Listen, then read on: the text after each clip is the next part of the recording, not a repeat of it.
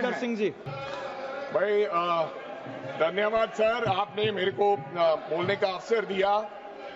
मैं ज्यादा रेपिटेशन ना करते हुए सीधा बिल का विरोध करने के लिए खड़ा हुआ हूं। मैंने आज देश के गृह मंत्री का अच्छे तरीके से भाषण सुना और उन्होंने बार बार एक ही बार को 2-3 बातों को ज्यादा जोर दिया। एक तो उन्होंने कहा कि विरोधी दल भ्रम फैला रहे हैं, मुसलमानों के बीच डर फैला रहे हैं। ये हमने फैलाया हुआ डर नहीं है। जब देश के मुसलमान को लगा कि देश में बीजेपी में 240 संसदों में एक भी मुसलमान सांसद नहीं है, हमारे लिए जगह नहीं है, तो वो डरने लगा। जब आपने कब्रिस्तान की बात की, आपने शमशान घाट की बात की, तो वो डरने लगा। जब गोधरा हुआ, जब मुजफ्फरनगर हुआ, जब दिल्ली हुआ, जब हरियाणा मेवात में दंगे हुए, तो देश का मुसलमान डरने लगा। और फिर क्या कहा गृह मंत्री साहब ने? आज गृह मंत्री साहब ने कहा कि 2013 का बिल अगर नहीं आता, यूपीए नहीं लेकर आती, तो आज इस बिल की जरूरत नहीं थी। क्यों बिल लाए? क्योंकि आपको पता चल गया कि देश का मुसलमान हमारा साथ नहीं दे रहा।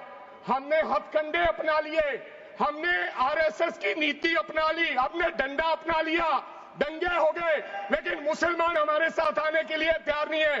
फिर आपको पता चला, आपने एक और आंकड़ा दिया, आपने कहा 1913 से 2013 तक केवल 18 लाख मुसलमानों का जमीन था और 2013 से अब तक 21 लाख और हो गया, यानी कि 39 लाख टोटल जमीन हो गया।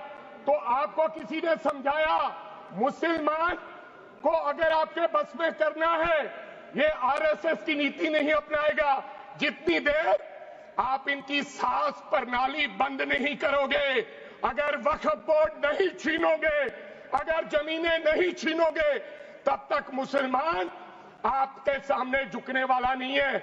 जैसा आपने पंजाब में करने की कोशिश की, किसान झुका नहीं, पंजाब के लोग नहीं झुके, सिख नहीं झुके, तो आपने एमएसपी का झगड़ा आज तक डाला हुआ है कि किसान की सास प्रणाली बंद कर दो तो पंजाब अपने आप झुक जाएगा।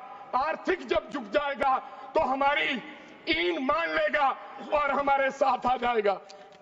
आदरणीय सर, आपने बार बार कहा, आज गृह मंत्री साहब ने कहा गवर्नमेंट प्रॉपर्टी पर किसी का अधिकार नहीं है, पंचायत की जमीन कोई दान नहीं दे सकता है। मैं आपको इसके पीछे लोचा क्या है, इसके पीछे छुपा हुआ राज क्या है? 1947 में जब बंटवारा हुआ था, 47 से लेकर 1954 तक सारी प्रॉपर्टी गवर्नमेंट के नाम हो गई थी। उसके बाद 1954 में एक्ट बना, तो वो एक्ट में सर्वे हुआ 1961 टू 1970। सर्वे किसने किया?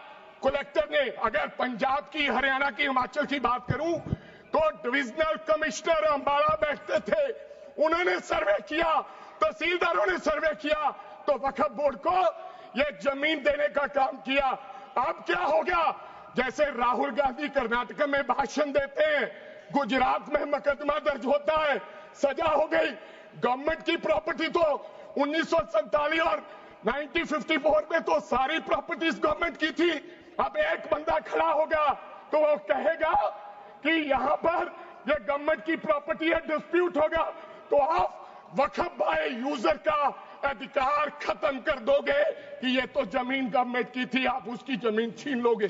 फिर आपने कहा लिमिटेशन एक्ट की बात कर रहे हैं आप, और किसी धार्मिक स्थानों पर तो लिमिटेशन एक्ट लागू नहीं होता, इनके ऊपर क्यों?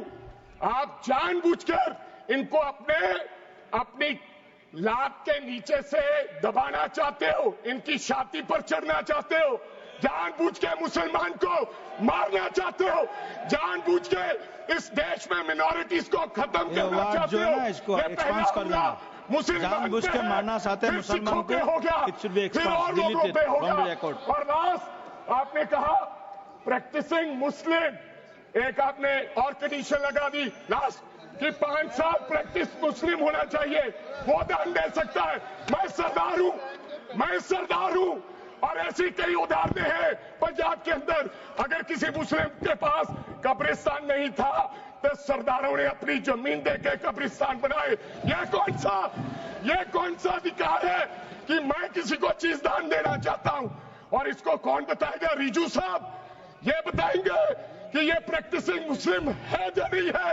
यह सरासर अन्याय है। कल को श्रोमणी गुरुद्वारा प्रबंधक कमेटी 1925 का सिखों का जो एक्ट है आप उसमें भी संशोधन करेंगे। आपको लगता है पहले मुस्लिम मारेंगे, फिर सिख मारेंगे, फिर क्रिश्चियन मारेंगे? ये आपकी सोच है और मैं बिल का विरोध करता हूं।